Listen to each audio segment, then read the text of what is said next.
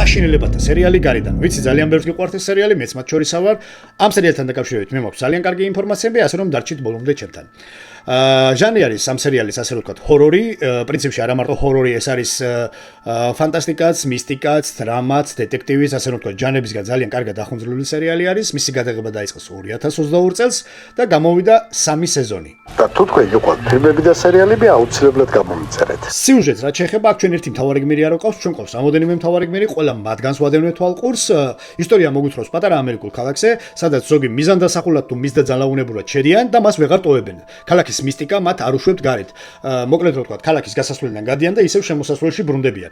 ქალაქს სტრესს ურტყამს უღრანი ტყე, ამიტომ მისი დატოვება ფაქტურად შეუძლებელია, მაგრამ ეს არ არის თავარი საშიში ელემენტი.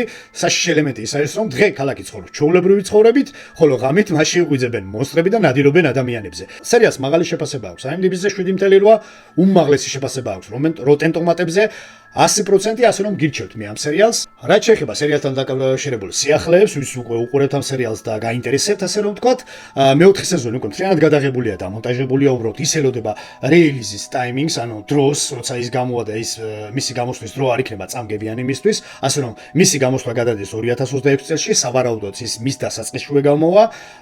ვერ გეტყვით რომ ზამთარში, მაგრამ შეიძლება გაზაფხულისკენ აუცილებლად.